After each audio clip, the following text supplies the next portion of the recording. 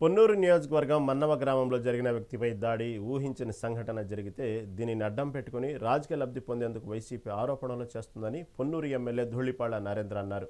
దాడి ఘటన జరిగిన టీ స్టాల్ ప్రదేశం వైసీపీకి చెందిన వారిదేనని అన్నారు. సంఘటన జరిగిన సమయంలో వీరితో పాటు మరో ముగ్గురు వైసీపీ కార్యకర్తలు ఉన్నారన్నారు. సీసీటీవీ ఫుటేజ్లో గొల్లా చౌదరితో పాటు మరో ఇద్దరు వ్యక్తులు కూడా కనిపిస్తున్నారన్నారు. ఆ సమయంలో వాళ్ళు ఎందుకు అక్కడ ఉన్నారని వైసీపీ నేతలను ఎమ్మెల్యే ధూళిపాళ్ల ప్రశ్నించారు. శాసనసభ్యుడి ప్రయాణంలో కానీ ఎప్పుడైతే 25 సంవత్సరాల తర్వాత ఆ నియోజకవర్గంలో వైకాపా పార్టీ గెలిచిందో ఆ రోజు నుండి పొన్నూరు నియోజకవర్గంలో మారణహోమం మొదలైంది. ఇప్పుడు ఏదైతే వాళ్ళు చెప్తా ఉన్న మన్నవ గ్రామంలో ఏం చెప్తున్నారు, వాళ్ళ తాతండ్రులంట తరాల నుంచి అక్కడ ఉన్నారంట.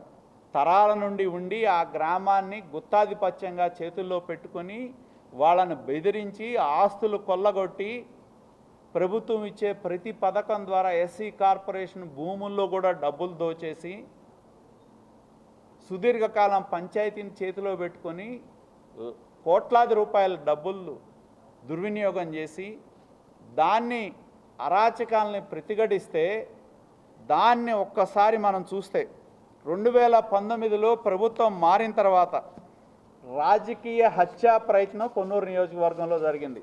ఇది ఏదైతే వాళ్ళు చెప్తా ఉన్న బండ్లమూడి బాబురావు గారు ఉన్నారో ఆ బండ్లమూడి బాబురావు గారి మీద ఆయన పొలంలో ఉంటే ఏదైతే ఈ బొనిగల నాగమల్లేశ్వరరావు అని ఇవాళ ఏదైతే అనుకోకుండా జరిగిన సంఘటనలో గాయపడ్డాడో ఆ వ్యక్తి 30 మందిని పొలం మీద తీసుకెళ్ళి కొట్టి పడేసి చంపేశాడని వెళ్ళారు.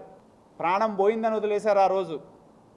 ఆ రోజు మేము పోలీసులు చెప్పినా ఉన్నత అధికారులు ఎస్పీ లాంటి వాళ్ళకి చెప్పినా స్పందించిన పరిస్థితి లేదు.